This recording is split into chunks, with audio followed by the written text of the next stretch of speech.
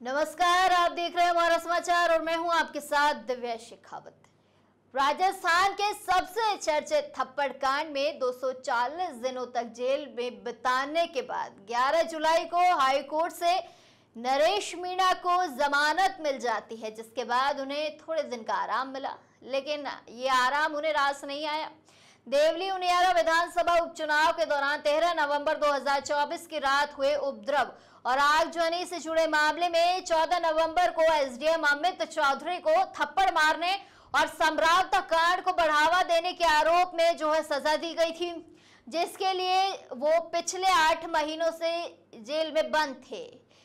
ये मैं इसीलिए बता रही हूँ क्योंकि आज नरेश मीणा का जन्मदिन है और ये बताना आपके लिए बेहद जरूरी है कि अब नरेश मीणा कहाँ हैं।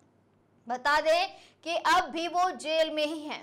अभी आप सोचेंगे कि अभी तो मैं कह रही थी कि उन्हें आराम मिला, लेकिन उन्हें मैंने कहा ना कि आराम रास नहीं आया। दरअसल झालावाड़ मेडिकल कॉलेज में 25 जुलाई को हुए प्रदर्शन के मामले में जेल में बंद है नरेश मीणा। आपको बता दें कि उनकी मुश्किलें है कि थमने का नाम ही नहीं ले रही हैं। इस मामले में नरेश मीणा पर आरोप है कि उन्होंने प्रदर्शन के दौरान अपने समर्थकों के साथ मिलकर डॉक्टरों और पुलिस कर्मियों से धक्का मुक्की की थी। वर्तमान में वे न्यायिक हिरासत में झालावाड़ जिला जेल में बंद है। हालांकि इस पर सभी की निगाहें टिकी हैं कि वो कब जेल से बाहर आएंगे। मीणा के समर्थकों में फैसले को लेकर उत्सुकता बढ़ी हुई है। आपको बता दें कि झालावाड़ मेडिकल कॉलेज की टीम डॉक्टर संजय पोरवाल और अधीक्षक डॉक्टर अशोक शर्मा की शिकायत पर झालावाड़ पुलिस ने नरेश मीणा पर धारा 121(1) और 132 और 352 के तहत केस दर्ज किया था। एफआईआर में कहा गया था कि नरेश मीणा ने अस्पताल स्टाफ से हाथापाई की, अभद्र भाषा का इस्तेमाल किया और मरीजों की परवाह किए बिना हंगामा जारी रखा। वहीं नरेश मीणा ने भी इस पर अपनी प्रतिक्रिया देते हुए कहा था, जब वो पुलिस वैन से उतरकर थाने ले जाए जा रहे थे तो उन्होंने कहा कि मैं तो झालावाड़ स्कूल हादसे के बाद अपनी जन क्रांति यात्रा बीच में छोड़कर बच्चों को न्याय दिलाने आया था। झालावाड़ के अस्पताल में धरने का मकसद सरकार से पीड़ित परिवार के लिए उचित मुआवजा लेना था, लेकिन यह मकसद पूरा नहीं हो पाया। सरकार ने परिवार को उचित मुआवजा नहीं दिया। झालावाड़ में स्कूल बिल्डिंग गिरने के बाद हॉस्पिटल में धरना प्रदर्शन करते हुए नरेश मीणा ने मृतकों के परिवार को 1-1 करोड़ रुपए और घायलों के परिवार को 50-50 लाख रुपए देने की मांग की थी। साथ ही उन्होंने पीड़ित परिवार के किसी भी एक शख्स को संविदा पर नौकरी देने की बात की थी।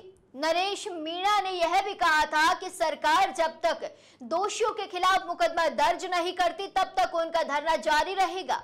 दूसरी ओर इस मामले में सरकार ने मृत बच्चों के परिजनों को 10-10 लाख रुपए देने का ऐलान किया था। हादसे के बाद गांव पहुंची पूर्व सीएम वसुंधरा राजे ने 2 बच्चों के परिजनों को संविदा पर नौकरी का ऑफर लेटर भी सौंपा। अब भी सवाल लेकिन वही अटका हुआ है कि क्या नरेश मीणा अभी जेल में ही रहेंगे या नरेश मीणा जेल से बाहर आएंगे, और नरेश मीणा जेल से बाहर आएंगे तो कब आएंगे, कब तक नरेश मीणा को जेल में रहना पड़ेगा।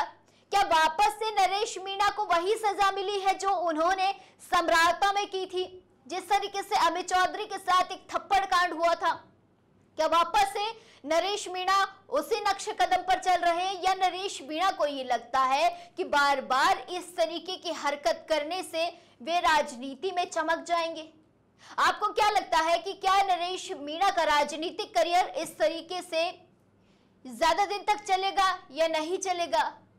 क्या नरेश मीणा को अभी भी जेल में रहना पड़ेगा, और रहना पड़ेगा तो कितने दिन तक नरेश मीणा को अभी भी जेल में रहना पड़ेगा? हालांकि नरेश मीणा बेल पर जमानत पर नरेश मीणा बाहर आए थे, लेकिन जमानत शायद उन्हें भी रास नहीं आई और शायद जेल को भी वापस उन्हीं का इंतजार था।